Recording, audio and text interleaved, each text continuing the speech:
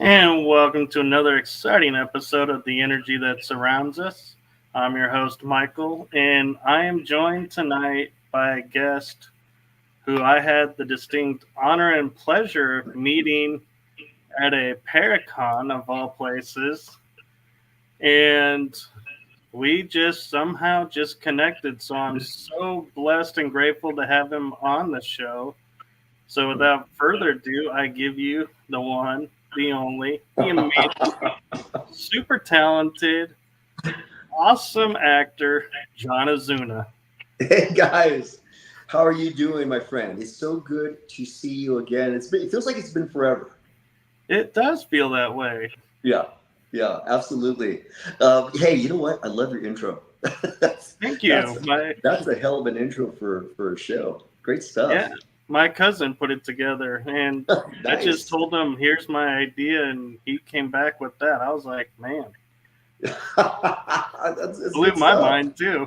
It's good stuff. We have to live up to that now. The I pressure's know. on. So, for those who may not fully recognize you, can you give a little bit of your background for the guest? Yeah, sure, absolutely. My name is John Ozuna. I am an actor. I'm a master martial artist. I'm a fight choreographer. I'm a stuntman. I'm a film producer as well. So, I've been in both of those life pursuits for a good majority of my life. In terms of martial arts, I've been a martial artist for the last 43 plus years. So it's been a Wow. lifelong journey for me, and it's my passion in regards to what inspired me back in the day. Bruce Lee. Back in the day for me, it was Bruce Lee. He was the man, and he was the person that every person wanted to be. But along with that I always had this uh, desire to be a performer, an entertainer, um, to act, to be dramatic, to be all those things, and finally was able to combine those two skill sets together. So it's been wonderful. I've had the great privilege of working on some great films with some really amazing actors. Just a few of them are Matrix 4 with Keanu Reeves, Venom 1, Venom 2 with Tom Hardy, Ant-Man and the Wasp. Those are some of the bigger films I've been in. I've had lead roles of my own films. I think one of them is going to be very relative to anything that's paranormal. And that was a movie I did. It was called Demon Fighter, which I played a priest that exorcised demons from people. So it's been a good career so far. That's really cool. And I'm kind of curious when it comes to a role, are you the type of actor who says, okay, I'm going to go immerse myself in the lifestyle that this person would be? Or are you the type of actor that says, you know what? Let's see how the other actors are. Let's play off of them, and I can build my character that way. Yeah, a little bit of both, quite honestly, because the education I have for acting is the Stanislavski method acting, which people like Robert De Niro and Al Pacino, and those are the ones that are educated in that particular style of acting. Now, that acting, what they do is they really take the time to find out every aspect of that character. Who is this person? Where are they from? When were they born? What foods do they like? What is their everyday like? When do they use the restroom? I mean, they get down to the last little detail. How has life impacted them? What experiences have they had in their life to create the person? And then you bring that person into the scene, and how a person like that with those life experiences would respond to a given scenario. So like you said, a little bit of both, because you get a script, and my typical process is I'll read a script from cover to cover, um, 3 times in a row, and allow myself maybe a couple days to do that. And then I focus on the scenes that I'm in. Then I focus on my specific dialogue, and then I'll rewrite some of the stuff. Because by then I'll get to know my character in such a way that I would say, you know what, my character probably wouldn't say this, or he wouldn't say it this way. He might say it this other way. And you clear it with the director, make sure the director's okay with it. You talk with the other actors to see if they're also feeling the same sort of vibe, and then you go with it, and you do it a couple times, and then you finally get the one that they want. That's really cool. And I know from my own experience being in theater from elementary school through freshman in college. I mean, never really Wow. screen, but doing a little bit here and there with the school, you know, in classes.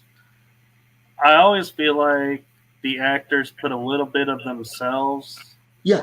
and their life Yeah. into the roles. So, Yeah. how do you do that with your roles? You know, it's you know, that's absolutely right, because you draw from your life experiences. So to give you a good example, there's a movie that I did called Demon Fighter, and so with that specific film, there was one scene where I was performing an exorcism on this teenage boy that was possessed by a demon, and so I'm going through the prayers, I'm going through the rituals, I'm going through, I'm commanding that the demon, leave this child now. You're there, and you do it with a lot of passion, and then you recite prayers, and I'm losing him. I'm losing this child. I'm not able to muster up what I need as an exorcist to drive this demon away. This demon is much stronger than I thought possible. So it's a battle back and forth, and my own personal experience was my best friend in the world when I was a teenager was killed in an accident, and I recalled, that the day that I had to say goodbye to him, he was slipping from this world and moving to the next world, and I was losing him. And all those emotions of losing my best friend just came into the scene. Here I am, and I'm fighting so hard, and I'm wishing and praying, come back, no, stay here. And he's slipping through my fingers, and all of those emotions were actually very genuine emotions, and it just all came back. And it wasn't one of those things that I planned. It just happened, and I didn't realize that would occur until I was in the middle of the scene. So we're in the middle of this take, and all of a sudden I'm overwhelmed with this emotion, which I'm actually trying to fight. I'm trying to fight the emotion. How are we doing?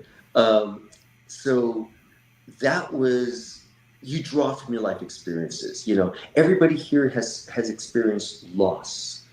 Everybody here has experienced times in their lives where they've been defeated, where they've been belittled, where they've been told that they're not enough, and on the flip side, we've been told that you're the best, you're the greatest. Look, you did it, you made it work, your hard work paid off. So on the other end, you've experienced that as well, and then everything in between. So you just reflect on things that you've already experienced, and it just comes out. So I'm kind of curious with your acting career. Do you feel the martial arts part of your life kept you more grounded and not getting caught up in the fame and all the negative side effects of the fame? You know what? It's yes, 100%. Because having been in martial arts as long as I have, and I've been an actor for, my goodness, at least a few decades now. So I've been in the acting industry for quite some time. But when you're a martial artist, it is a journey of self-discovery. And in that journey, you find out things that you do well, and you find out things that you suck at, that you're terrible at. and you come to terms with it, and you're almost looking at your own image and looking at yourself and saying, okay, we discovered something about yourself that you've been trying to ignore all your life, but now it's right in front of you. What are you going to do about it? And so it lends to humility. It lends to showing a sense of modesty because you're humbled by life. And what happens is, you just learn to appreciate people. You respect people, and you appreciate every person that walks on this planet. Every person is just as important as any other person next to you. There's no one person that's more, um, you know, however anybody wants to categorize it, better, more beautiful, da da da da da, all these things, than another. You know, beauty is from within and radiates, and I think every person in the world is beautiful. Um, but the one thing I can't understand is when certain actors or celebrities they go, you know what? No, no, no, no. I'm not going to sign an autograph. No, no, no, no. I don't want a selfie. I don't want a selfie. No, where they put their hands up, and they create this barrier between themselves and the people that are keeping them relevant. You see, anybody says, "Hey, I caught your movie. I really enjoyed it. This, that, and the other." My response to that is, "Thank you, thank you for taking the time to out of your day to check it out. Thank you for doing that, because if it wasn't for you, I really wouldn't be in this industry." And I think more people need to realize that it's never a solo journey. I mean, the only reason I'm here is because I received a lot of education and opportunities, and there was luck that was involved, a lot of hard work, and a lot of good people around me too. So if it wasn't for all those situations, I wouldn't have these opportunities. Yeah, I agree, and I feel the same way with the show. And a lot of times I'll randomly say, to the audience, thank you for watching, because Yeah, you, I don't have a show. yeah, yeah, 100%. And I'm so proud of you because when you and I connected at FearFest, right away, buddy, right away, I said, you know what, there's a gentleman right there that I can see being a good friend of mine. He's you're very well versed in your area of expertise, but you approach it in a very kind, humble way, and not many people do that. And I compliment you on being that way. Well, thank you. And one of the things I mentioned when promoting this was I said when we met and you asked me to do a demonstration, Oh, I that's could right. see in your eyes, I totally blew you away. And I was like, really? I just stunned and shocked an actor. And that moment, I remember even you were like, after it was over, came over and you were like, had your hand on my shoulder and was like, how did you do that? And I was That like, was really? great. You're I the loved it. actor and you're asking me how I did this? For people that don't know, because I've held two Guinness World Records. One is for the most punches in 1 minute, and it was 713 punches in a minute. And the other was for the fastest punch in the world. So a lot of times what people will do, they'll say, "Hey, can you give us a quick demonstration on your fast hands?" And I grabbed you. I said, "Hey, Michael, could you just stay right there? Just stay right there. I'm going to do a bunch of stuff to you, and just don't move. Don't move." And you didn't even blink. It was like it was nothing to you. And I was going, whoa. Because other people that are not used to that, they're just constantly just, wincing, and which is understandable. But you're a rock. You were a rock. And I was going, whoa, that's great. Well, and Good team. yeah, and to put another layer on it too is when you said, "Can I borrow you for a demonstration?" You didn't even say what the demonstration was. I was Exactly just was. like, And you didn't "Okay." say no. You didn't say, okay, wait a minute, what are you going to do to me? You just said, okay, I'll do it. So yeah, I had no idea what was coming, and I remember seeing you smile when I answered. How did I do that? I said, I trusted you. I knew whatever you were going to do, you weren't going to hurt me. So Yeah. there was nothing to be afraid of. And it was like, yeah. And I feel like kind of in that moment, Yeah. you and I were both like, okay, yeah, this is a true friendship that's going to go. Exactly. Yeah. 100%. Yeah. That cemented the bond right there. That did. That cemented the bond. Hey. And I mean, yeah. And I will say, as actors that go, I have met a fair share, and some of them are, like you say, like one example is I met a gentleman in New York when I was there, and I said to my friend, "Hey, I got to go say hi to this person because he's a really cool actor, but I don't remember his name. But I'll be honest, because I feel like actors will respect that." Yeah, And exactly. I walked up to him and I said, "I'm really sorry I don't remember your name, but I loved you in these movies." And Mhm. his answer made me actually step back because he goes, "Well, that's okay. My name's not worth knowing." And I was like, "Really? That was your response?" And I was like, Wow. "Oh, okay. I guess, you get tired of people asking you or approaching you. Yeah. So, okay, whatever." But I was like, it just kind of was like, set the bar for me of going, yeah, don't approach these people. Yeah, And then it's yeah. you I'm and sorry. you were like, hey, come here. And I was like, wait, you like broke that mold. And I appreciate that. I really do because it's for me. It's an honor to be on your show. It's an honor to be asked to do other things, and just I always take it as, oh my goodness, I'm humbled by the gesture and because probably the most important commodity that we all have is our time, and that's why when somebody blocks out a part of their day to interact like we're interacting today, I mean, that's special to me. To me, that means a lot. And if somebody's going to watch a film that I've done or whatever else I've done, well, that means a lot to me. And I again to your point, I have been at events where I'm there with other actors and other peers, and what we generally do is a lot of times when we get the opportunity, we'll kind of group together and we'll take a picture with one another and stuff like that. And I approached one gentleman. Yeah, I hate to knock him down, but I'll mention his name.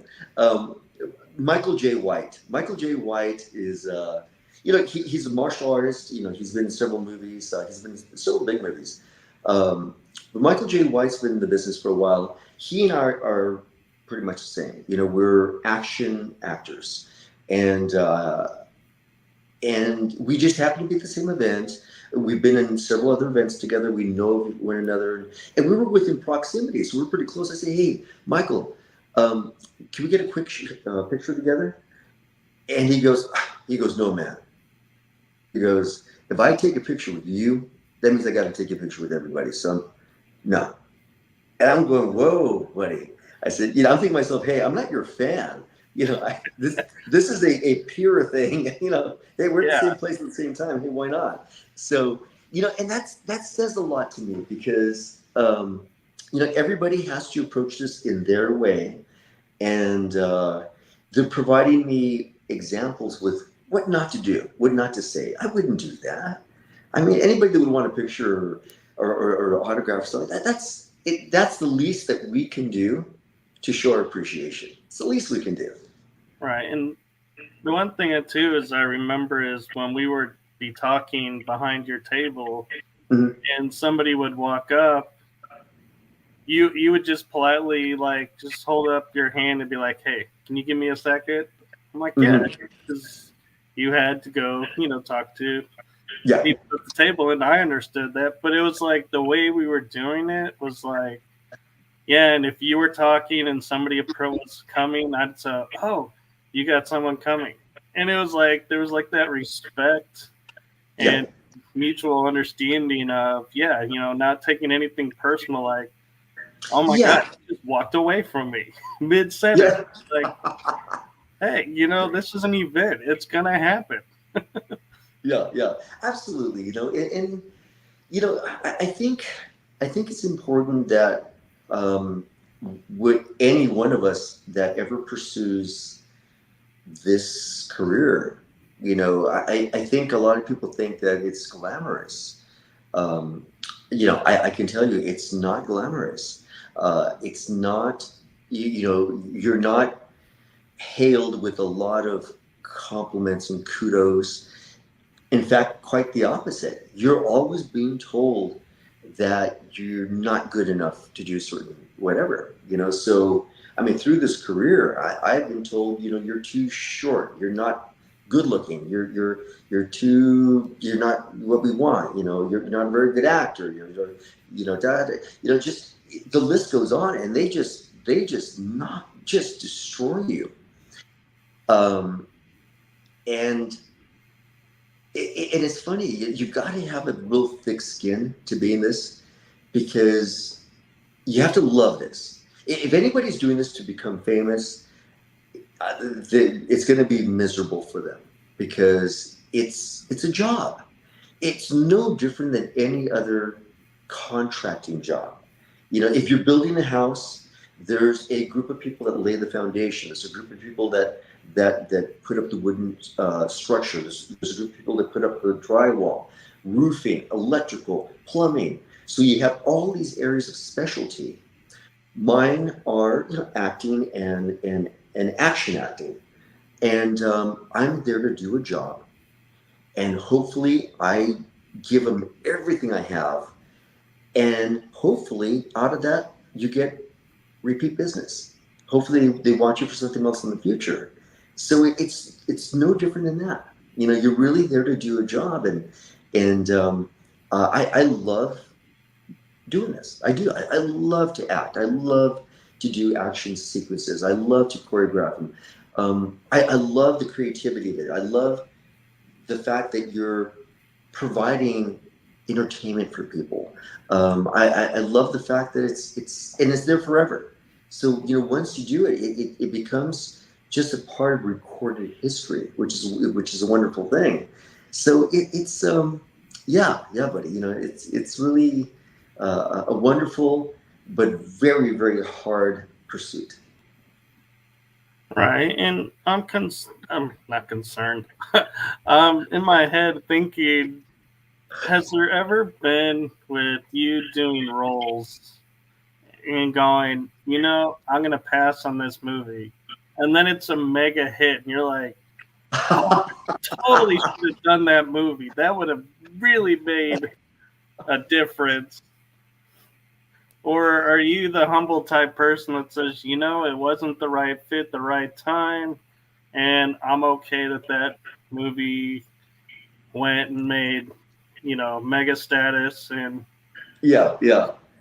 Yeah, it's funny you would say that because that's such a great question, and I made the mistake. You learn from your mistakes, and it was a time where I had the great fortune of kind of picking and choosing different projects that I was more interested in. And this one project came up, and it's from a director that I had worked with before. And he goes, "Hey, I got a role for you. It's a sci-fi movie. We're gonna film it in Hollywood, out of a couple of the studios over there. Really excited about it. We're gonna film in some of the areas where they film Star Wars. We're gonna film, and it all sounded great to me. I was like, yeah. But he goes, you know what? He goes, I'm not going to be able to pay you a whole lot. It's unfortunately it's a very micro budget. We're definitely going to go ahead and compensate you, but it's just not going to be that much. So I said, you know what? Maybe I'll pass. I'm going to pass on it. And, you know, And then all of a sudden, I'm hearing all these bigger actors are going to be in this movie, and that I would have been in these scenes with these bigger actors. And I'm thinking, what was I thinking? So it was funny because I happened to be in the area because I thought they were done filming. It was done. It was finished. It was wrapped. And I thought, poor me, here I am, stupid. I missed out on an opportunity. So I called the director and said, hey, I'm in town. Would you like to go and get together for lunch or whatever? And he goes, oh, I can't because I'm filming. I said, well, are you working on another project? He goes, no, the sci-fi movie. He goes, the one that you turned down.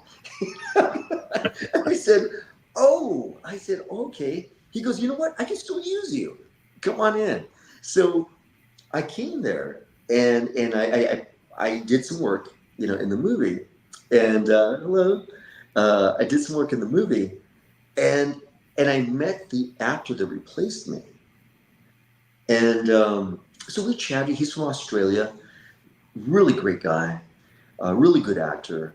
Um, he goes, hey bloke, he goes, I heard this was your part. I said, yeah, I missed that. He goes, thank you. He goes, thank you for turning it down. But you know what? He deserved it more than I did. This is why. Because he lived a couple states down. And since it was a tight budget, he drove all the way over to Los Angeles. He was not put up in a hotel. He lived out of his van.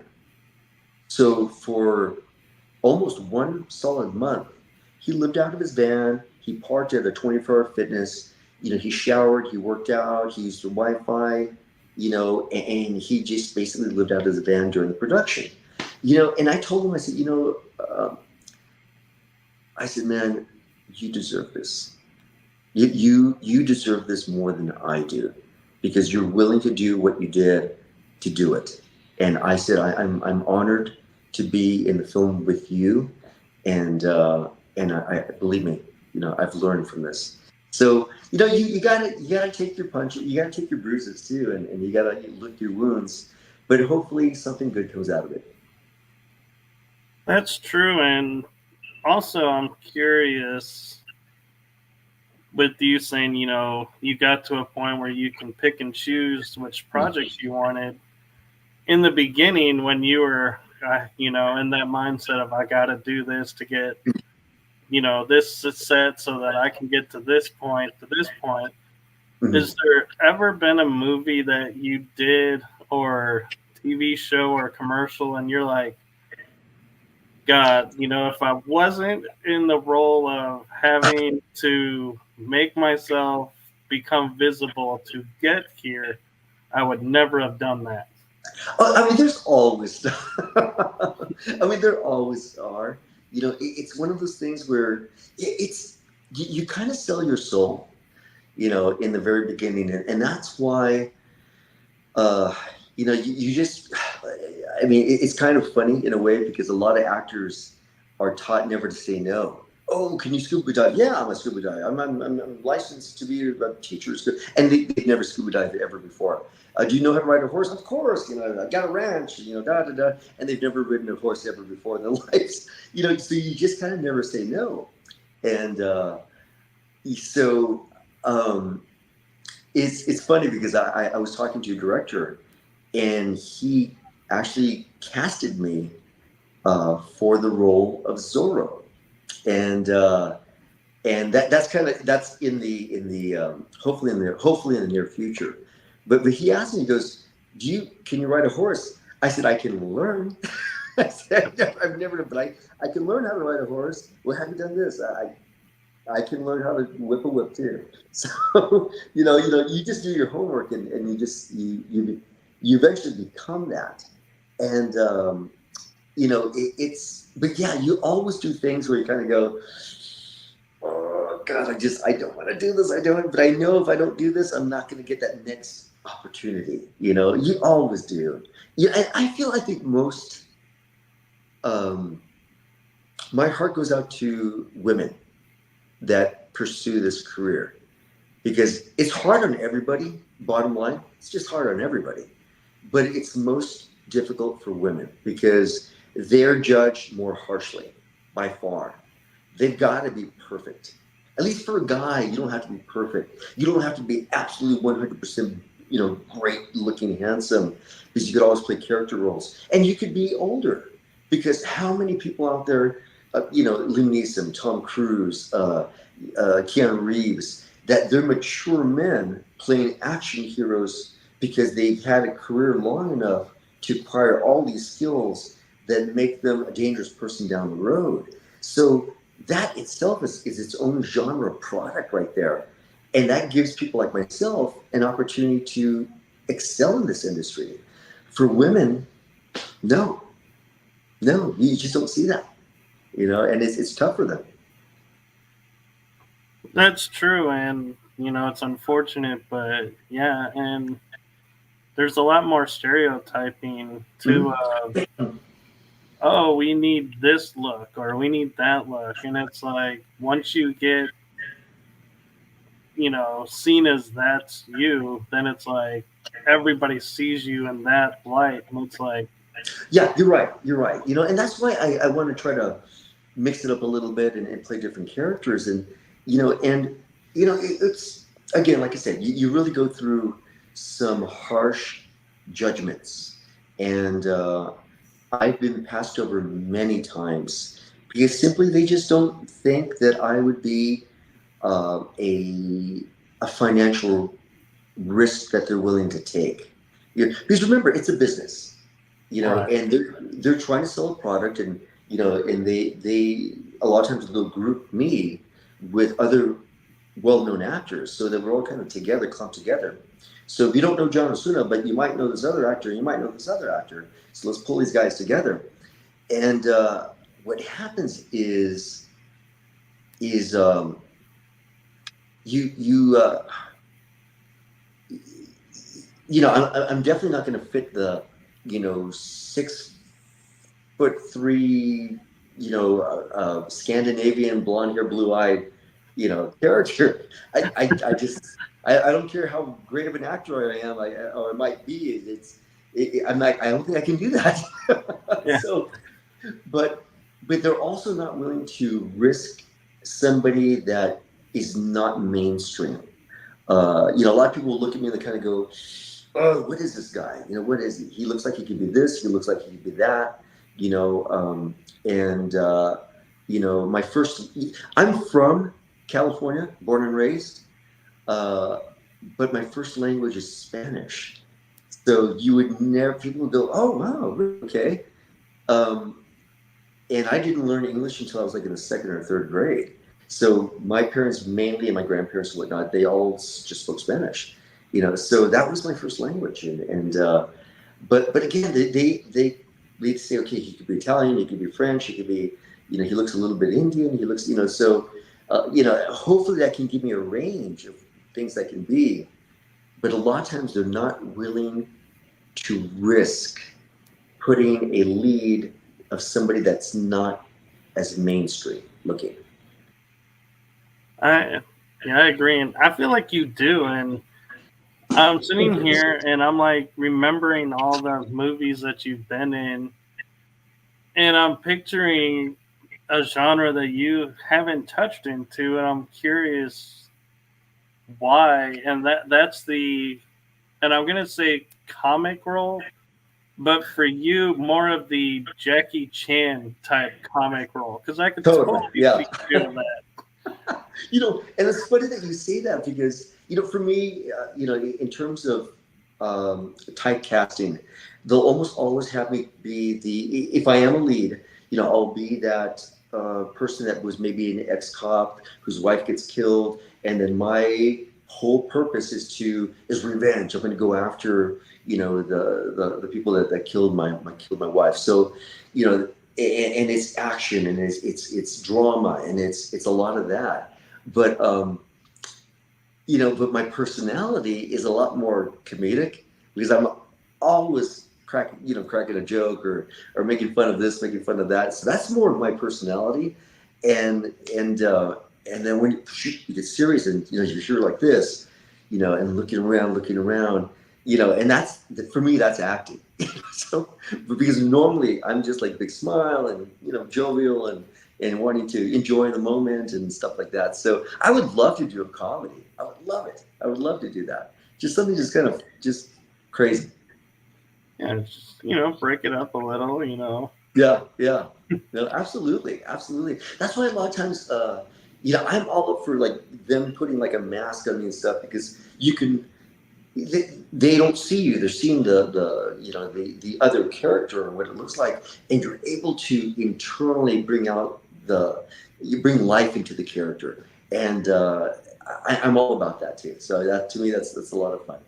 It's funny you say wearing a mask because to me, I was like, when you said that, I totally pictured you in the next like Mission Impossible film. Oh, thank you, buddy. I They're appreciate that. always putting the masks on and Yeah, yeah, I portraying appreciate somebody else. I love that. Thank you. Thank you. Thank you. You got the skill set.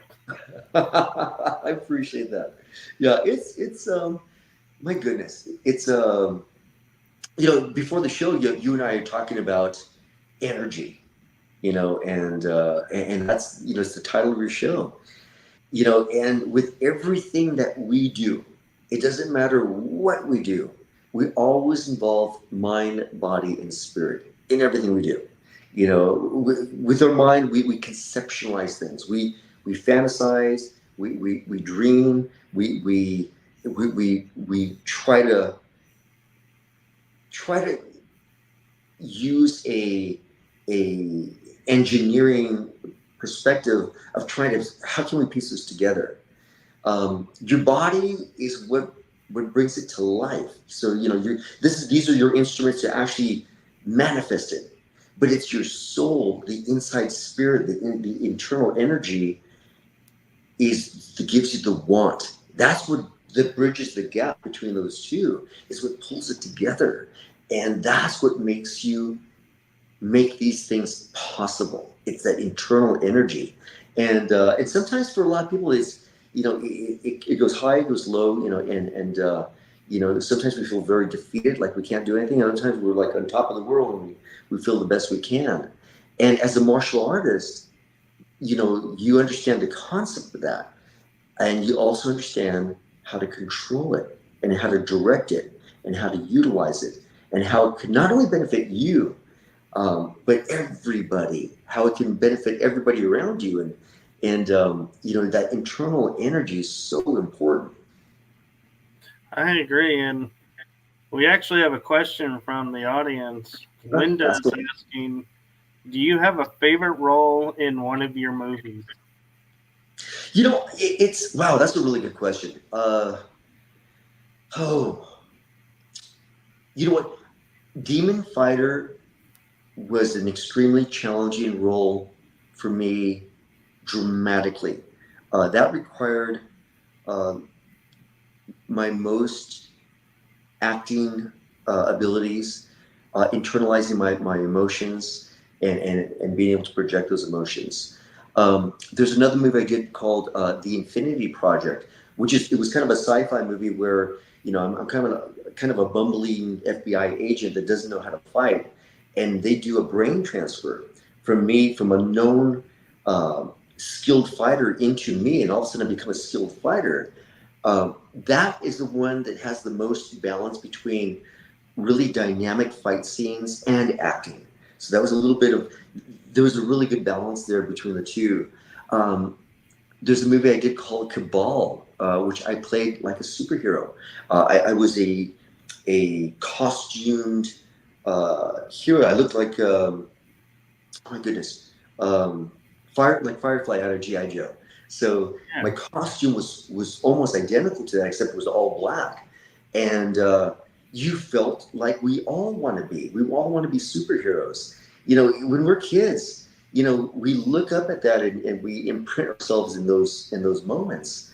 So you feel like you're a superhero, and your skills are harnessed, and you're able to fight for the good and things of that sort. So, it's a long answer to their question. Was it Linda that asked the question? Yes. Okay, Linda, thank you for asking that question. And I apologize for this long answer, but it sounds a little cliche to say, but there's like in every project, there's a little bit of the best acting that I enjoyed. Yeah. She said she wanted to be Wonder Woman. She probably already is.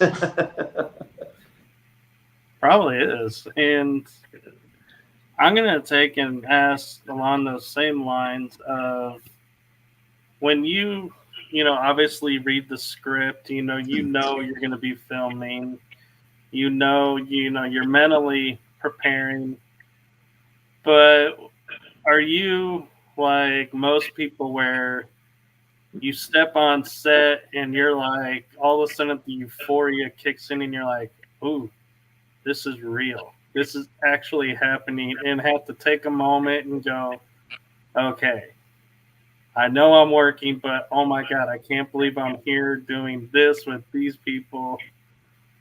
Yeah, you're right. It's I always feel nervous and excited. Always. And I always know anything that makes anybody, any one of us, feel nervous, excited, where you're thrilled, but you're also terrified of what you're willing to pursue. Then when you feel that, you know that you're doing the right thing. And when you step on the big sets, and I had this, I got a call from my agent, and she goes, hey, I got this part for you. It's a real small part, just simple dialogue with one of the lead actors of this movie. Are you up for this? And I said, my goodness, yeah, sure, absolutely. You just don't want to turn things down. And I asked, okay, so what's the project name? Ice Cream. I said, excuse me? Is it Ice Cream? It's a movie called Ice Cream. She goes, yeah. It's kind of the name that they're using right now. It's not the actual name. It's the name they're using right now. I said, oh, okay, great. Let's go for the ice cream. I like ice cream. Um, so I show up on set, not realizing that this is a big project. I find out later on that it's Matrix 4 that we're filming, but it was so hush hush, and it was filmed.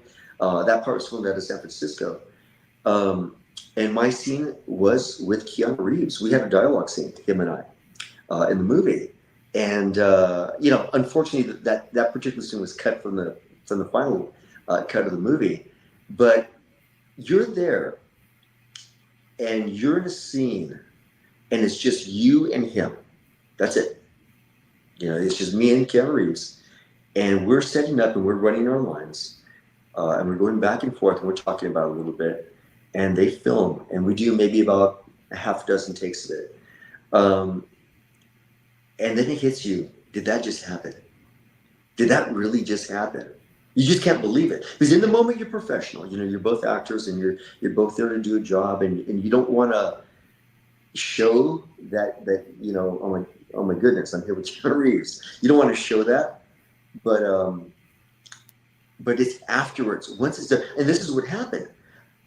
Unbeknownst to anybody, the paparazzi was out there, and they were disguised as pedestrians. And this particular scene was happening outside, but they took some photographs. And it was the first day of filming of Matrix 4, day one, and nobody knew about it. And later on, it came all over social media and the news.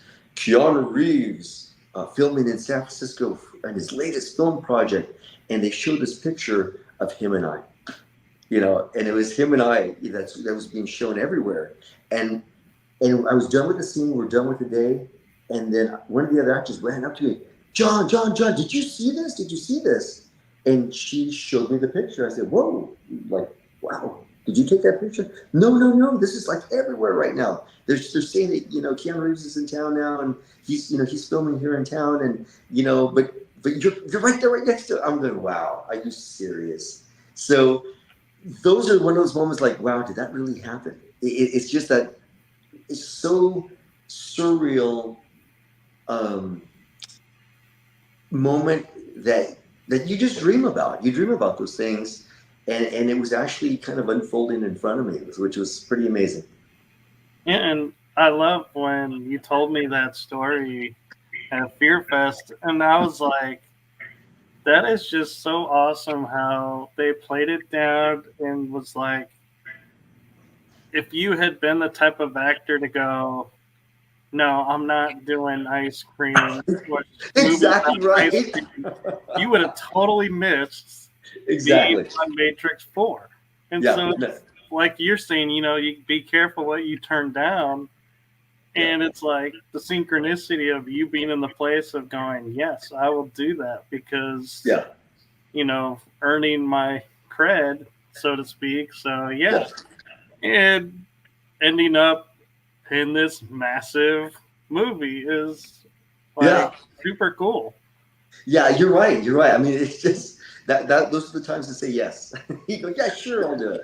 Let's just do this little film. Sure, why not? I got a little time on my hands. No, Yeah, it's fantastic. Now, let me ask you a question, buddy. So, sure. because you said your background was more theatrical, so you said from a very young age to I think a junior in high school, Freshman in college. a freshman, probably freshman in college, that you were doing theatrical work. That's impressive. Yeah, I did on stage, behind the scenes. I kind of dabbed in it Good. all. And I was like, I seriously gave it thought, and then I was like, Then life kind of pulled its strings, and I ended up going into drafting and studying history, which Oh, both nice. are passions, and I Yeah. enjoy it, and I don't ever regret stepping away. But I was talking with a friend of mine, Heidi Pop, who also does movies, Mm-hmm. and I said, and I told her on an interview, yeah, having this theatrical background I feel like helps me elevate myself as a podcaster Mm-hmm. Mm-hmm. Mm-hmm. because in moments where, there's quiet because everyone's kind of like going, okay, are we done? Are we done?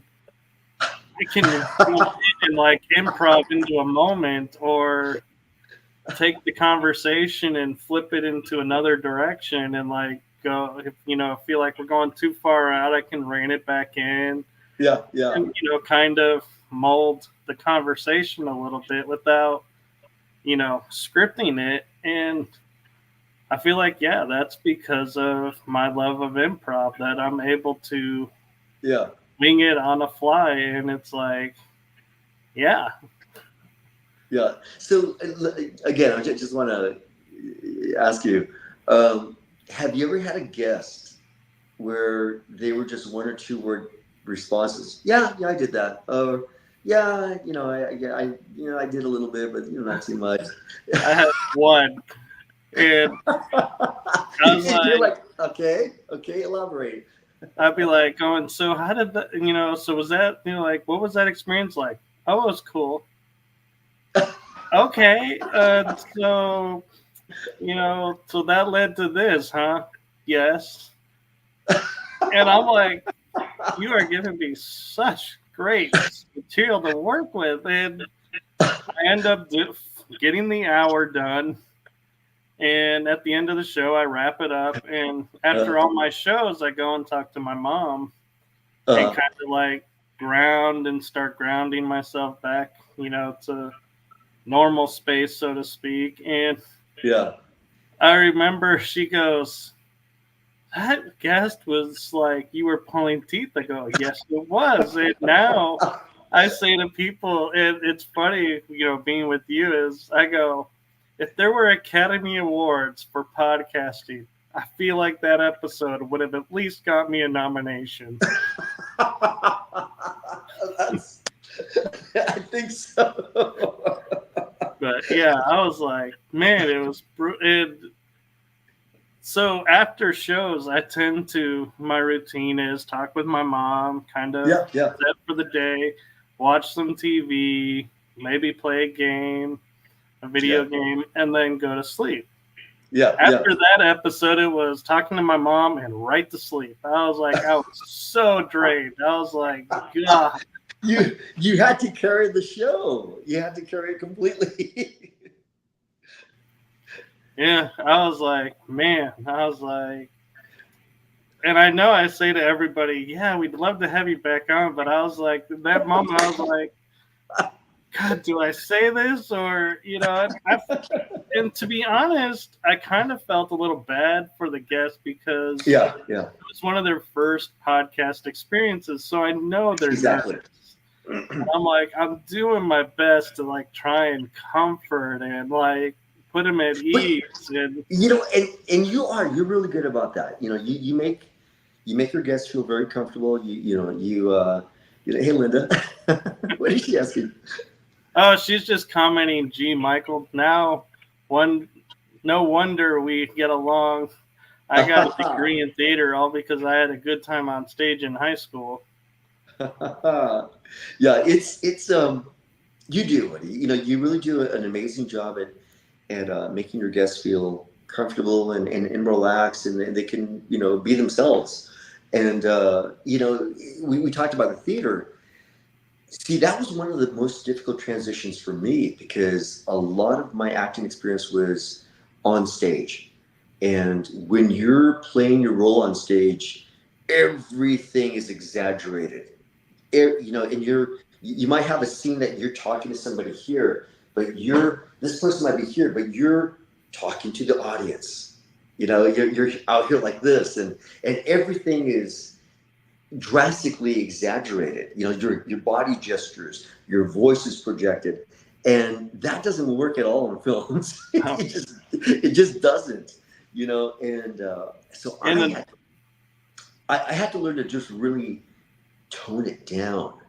I had to really tone it down, and ultimately, it just really because any really good actor, they act with their eyes, and they do subtle things. So a lot of their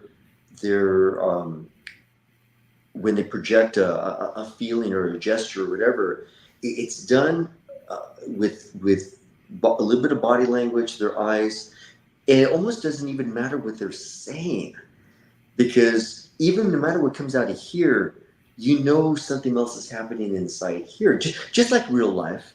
You ask somebody, "Hey, you okay?" And they go,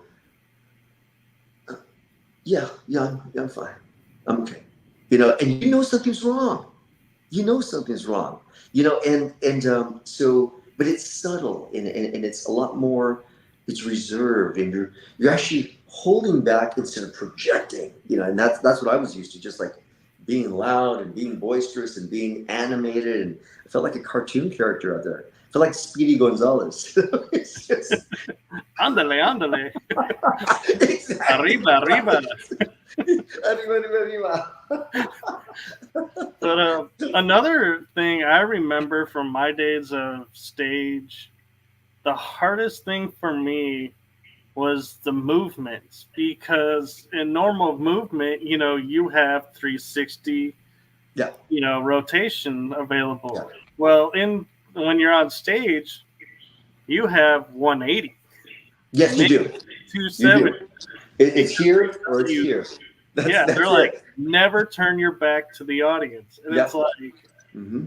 Oh my God, it's really hard when you're like facing someone, the door's behind you, and you're like, okay, my reaction is to turn to walk to the door, but I can't. I got to go this way because I can't put my back to the audience. And it's 100%. Like so awkward. Yeah, 100%. Stage acting is the most unnatural thing to do. Real acting is, or television or film acting is, you're basically being as absolutely as authentic as anybody would be just in real life, how somebody would normally respond to just everyday things. And you do it in kind of a no nonsense way.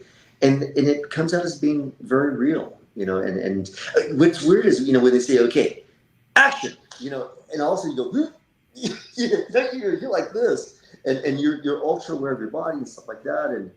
And I think one of the things that I have really appreciated you. I've always have been very thankful for being in projects where the actors were far more experienced and so much better than I was. Um, because you're constantly taking notes, and you learn so much from somebody that has, the decades of experience and the decades of education, and it all just kind of comes out when as soon as they say action. And when they're better, it brings out the best in you. And I remember I did a scene with a gentleman from Canada.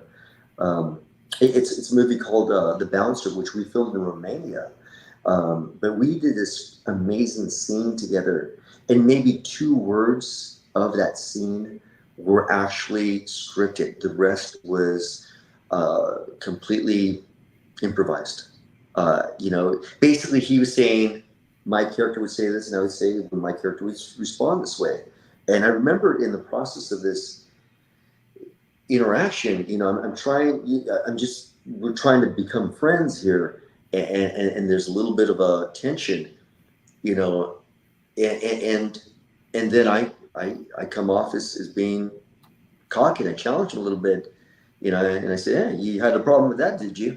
And then you could see, and this is the actor, when I challenged him, and this is all improvised. You saw the surge of emotion that came through him, and then it just came out, in his acting, and it was just so beautiful to watch him perform. And I just learned so much from just working with individuals like that, and have been able to apply it myself. But I love those moments where it's not on the pages, but it's in the moment. Yeah. It's in the moment. I love that. So we're actually approaching the hour. Do you have time to go a No, little deeper, or? I'm devastated. See, that was stage acting. No, I can't believe it. So I'm sorry about that, Michael. Oh no, I that ruined was your totally ending. cool. I was sitting there going, "Wait, what's happening right now?" So you got me back. I see. I did it. No, but Linda brings up a point about stage acting. I think has an impact on people that they don't realize, and it's the projecting. That it's not only voice but body language, because you got to reach the back of the audience. Oh, And you 100. don't have a microphone, so your voice has to get as loud as you can, and then you don't realize in real life you got to soften your voice back down. Yeah, no, you're right. Stage acting requires for you to project. And as an actor, you go through all these breathing exercises and stuff to create that. But Linda, I'm glad Linda's on the show because she's making some great points. Um, it's when you talk to a group of individuals. Let's say you talk to a class. You you want to really get to know your audience. You want to connect with your audience. You want to have this bridge that happens between you and them. But you have to project, because when you're trying to make a point, and Michael, when I'm talking to you and when I'm trying to make a point and you're not listening, I've got to go ahead and just project a little bit more. Do you understand? I mean, you have to kind of raise your voice a little bit, but not. You never scream. You inject a little bit of emotion, and people will say, "Whoa, he means business now." So, thanks to Linda for bringing those up. I Yeah, didn't I've mean, been told Mike. many I times. didn't mean to yell at you. I didn't mean to Oh yell no, at you. you're good. I didn't feel I was yelled at, but yeah, I was like, I get told many times, bring your excitement level down. We're all in the same room. I'm like, Exactly. I don't realize how loud it gets because of the acting. It's like it sounds the Yeah. same to me. Yeah. Exactly. Exactly Linda right. says, lots of laughs. I can hear you. And she's got another question, and this is one that I'm curious for you as well, as because I know you have Katie with you. Is do you and any of the actors with main parts ever have note takers on the set? You know what?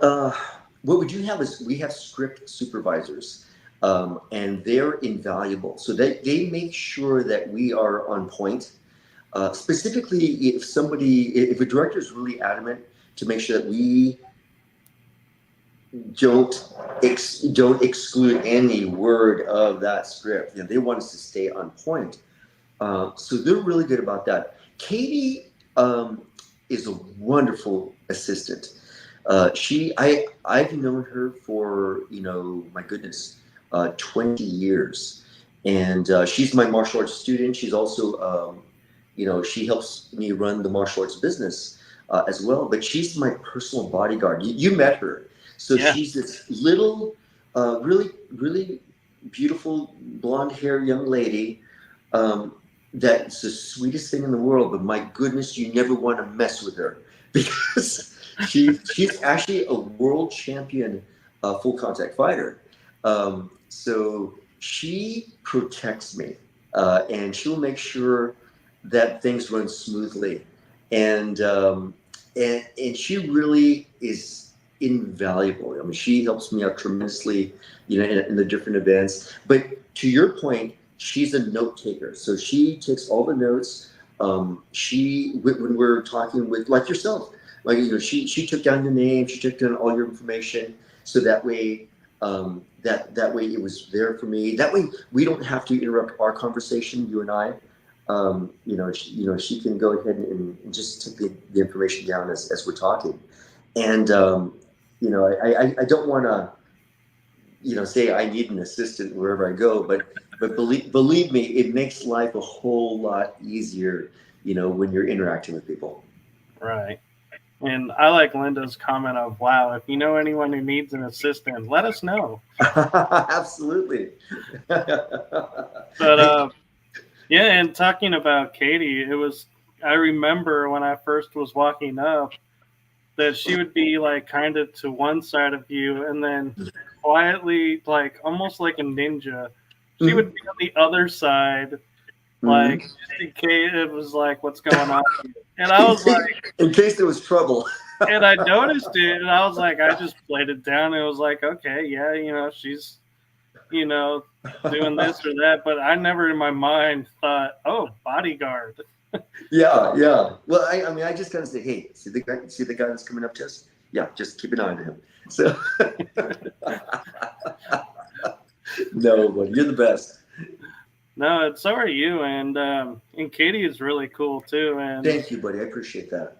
I the video that you sent me, the YouTube that had your little intro and everything.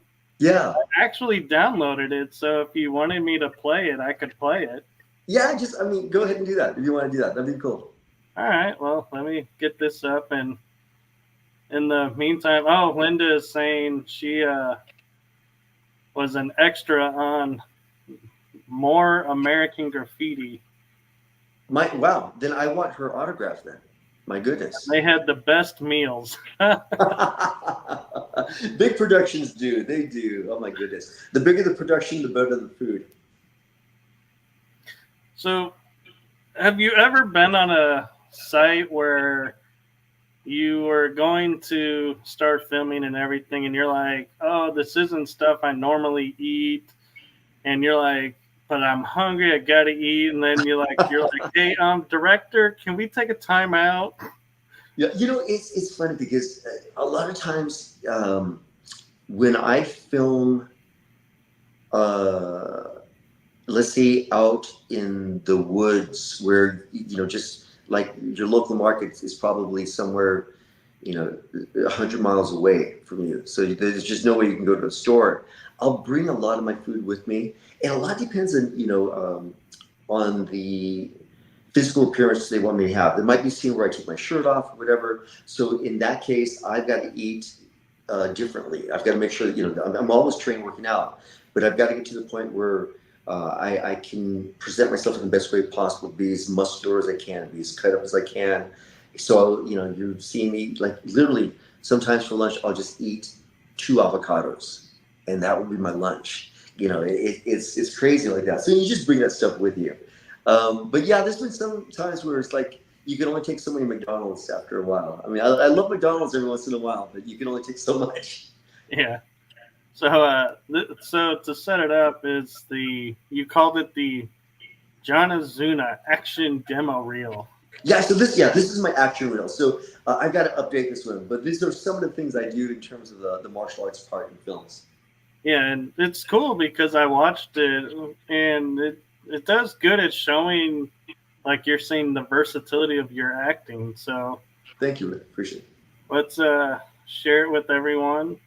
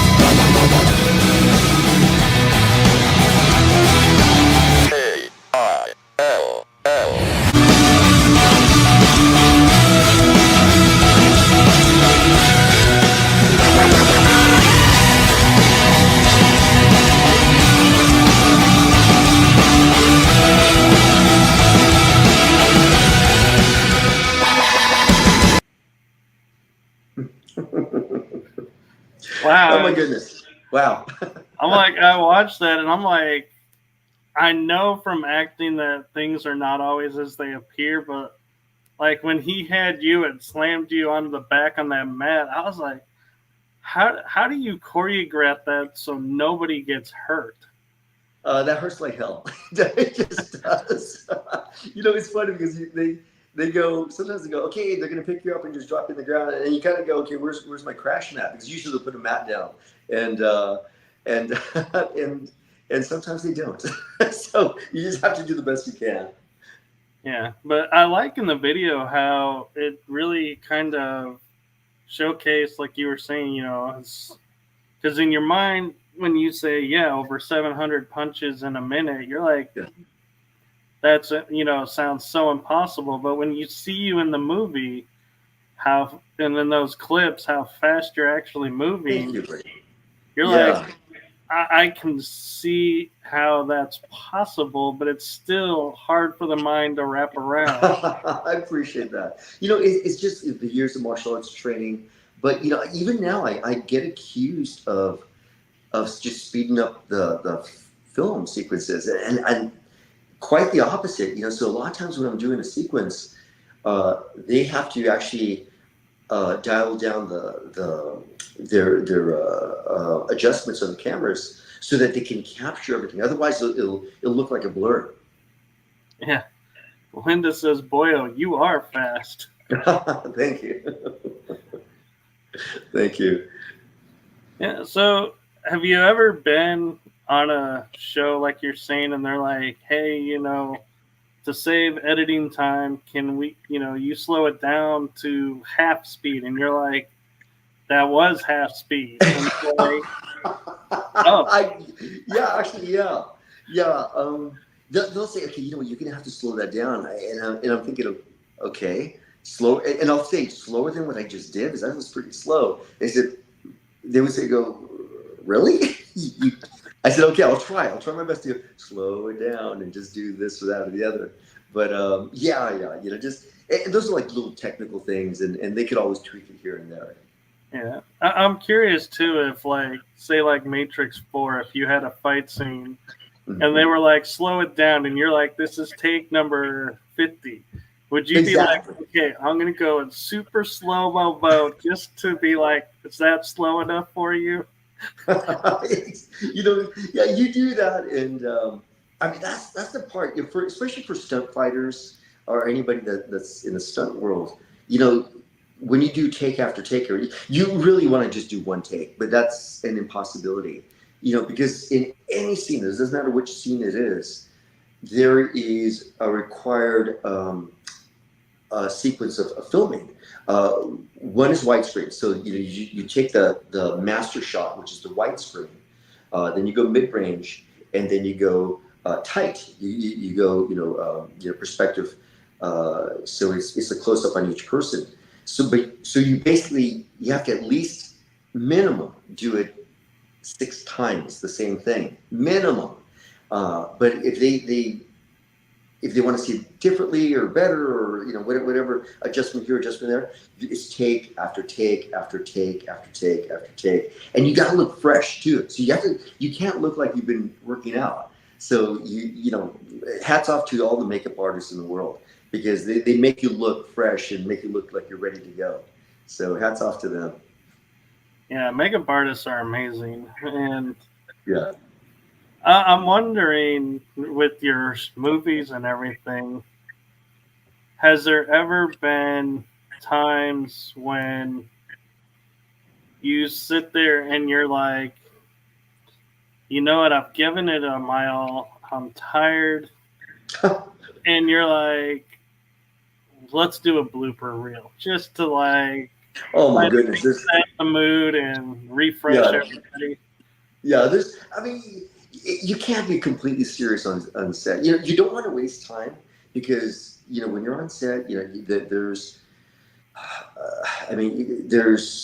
a day that's allocated for that location, for those actors, for that time of the day. So there's a lot of coordination that takes place for you to even be there. And what you don't want to do is waste people's time, and because it's money. But if the director's cool with it, because a lot of times the director will be the one that cracks a joke or something because he feels the tension in everybody, and we all get a good laugh out of it, and then we kind of get it out of our systems, and then we're ready to go back on again. So that's the sign of a good director, because he or she knows what to do, when to do it, to get what he wants out of it. Right. And I'm curious too, if when you say, picking and choosing roles, what goes through your mind when you are looking at the scripts and going, all of these would be great, but I can't do all of these. So how do you decide which ones to and which ones to pass? Yeah, that's a tough one. There's a lot of things to consider. When you're considering for whatever part, whatever role, and unfortunately, every actor has to think this way. They look at the role in terms of whether that role will offer them future opportunities. So if it's something that's going to be widely distributed, if it's something that's going to be impactful enough, if it's something that's going to be liked by people, will that offer future opportunities? And the other is pay. Just the negotiation of pay. And I'm a SAG actor, so they have to pay me a certain amount of money. But sometimes we'll negotiate a little bit less, a little bit more, and it kind of goes back and forth. But I love doing this, and it is a job, because you got to pay your bills and stuff. So you just want to try to get the best outcome possible for everybody, and you just want to go in there feeling like you were proud of the work that you did. And so that when it's done, things are wrapped, and you walk away and you move on to the next project, you feel good about what you did, and you can move on. That's cool, and I'm glad you're in that spot, because I know that's a spot that's like the dream spot for every actor Yeah, to get yeah, to. it is. And there's I know a lot of known actors that are they were A-listers, now the maybe Bs. And they're still very well known, but they do everything. They hustle to try to get work moving along, because the last thing they want to do is try to get a part-time job and do this, or try to get a full-time job and do this. And so they're trying to do everything within their means to try to drum up business. So you're constantly going through the process of okay, that was great. Had that job. It's done. Okay, what's next? And if there's no next, then you got to hustle. You really got to hustle. Right. And Linda's got a good question. She says she wanted to get in when you're doing your breath control Mm-hmm. for martial arts and acting. Do you do Kundalini yoga? Do I do? I'm sorry. Kundalini yoga? It's I do Tai Chi, so it's relative. It's diaphragm breathing. It's done from a certain posture. So anybody that's a yoga practitioner would understand. They have certain postures that they do, um, and it's just a way of just really slowly going through, motions, and concentrating on your breathing and centering your mind and centering yourself. And I do it every day. I do it every single day. I don't drink coffee, so I'm not one of those. I got to have my cup of Joe in the morning. This is my cup of coffee. It's my breathing exercises, my Tai Chi. When I get ready to do a scene, I either shadow box, I'm out the shadow box and do my boom, boom, or I'm breathing. I'm doing my breathing exercises. So, yeah, it's very relative to that. I have a question that popped in my head, and I don't know if you've ever been asked this on interviews, but what was the moment that was like your aha moment of saying, I've made it in your acting career? That I made it. Is that what you Yeah, said? like you were like, say like you picked up and you saw your face on a cover of a movie in a store, and you're like, oh my god, that's me. I've You know, this is it. I've made it. It's funny that you say that. A lot of the films are distributed internationally. I was in Asia, and I had done a reality show series, and they had a poster for the show, and I was in Asia, and a bus went by, and my face was on the bus. I was like, wait a minute, that's me. So, and I had no idea. I had absolutely no idea that was something that was. I was going, whoa, that okay, all right, they have me over there. From what I understand, like Germany uh, has been asking for a lot of the films that I do. A lot of the films I do are very popular in Germany, and so it's those little sparks like that. And I'm always surprised, quite frankly, when somebody says, "Hey, I saw this film, I saw that film, I saw this film," in that scene, in this scene. And I'm always so grateful when that happens. But it's I I don't think I can say right now like, okay, I've made it. I just appreciate what I've done and what I have yet to do. Yeah, and I almost wonder if that's what kind of keeps you more humble and grounded too. Is you're not at that point of saying, "Okay, I've made it, so I can let my guard down and just Yeah, be." That you're still focused and still wanting to do your best. yeah, pretty much. I mean, that's essentially it. And it's. I think anybody that gets their head too wrapped around this particular field, it's a disservice. You're not realizing the reality of the fact that you're just a person. Just a person trying to do well in an industry that's not easy to do. And the only thing that makes you different is that just a lot of people get a chance to watch you. They just see you a lot, and they make a judgment as to who you are based on the characters that you play. So I think people will be really surprised if we get chatting and they talk to me and they kind of go, "Oh God, you're laughing about this, you're laughing about that. I thought you're more serious." So, Yeah. anyways, hey, buddy, I'm gonna have to get going. I apologize. No worries, and tell your mother I said hello, I and I will. hope she gets Yeah, just feeling better. exactly. For those that don't know, I'm actually here in the hospital in the conference room that's losing light right now, and and I'm here visiting my mom at the hospital. So, buddy, thank you so much. You have an awesome show. I love your show. I love the intro. You are an awesome person. Thank you. So are you. Yeah, and please tell Linda. Linda, Thank you for everything you've been involved with and asked. That was great. Yes, I truly appreciate that. And so thank you to everyone that's watching, commenting in the chat room. Thank you, John, for You bet, taking guys. time out of your day and coming on. Yeah. And if schedule allows, I'm sure we can have you back on again. Thank you for saying that, because I was getting worried about you inviting me back or not. Definitely. You're always welcome. That's great. Hey, guys, you guys take care. Thank you so much. Have a great Thank one. you. All right. So thank you to everyone. Have a blessed day, blessed evening, blessed afternoon, wherever you are in the world.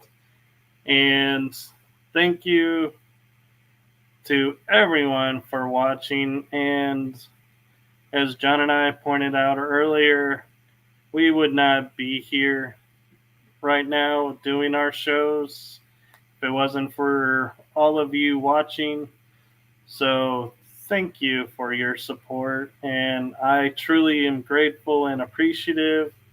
And I speak for all the shows that I'm on when I say that. So thank you to everyone. Make it a blessed day. Fill each day with love and joy, and just embrace the day. And always know there's another day, so things don't go exactly as planned. You can always do a redo on the next day, and hopefully it'll turn out even better. So thank you, everyone. And with that, I am going to send us out.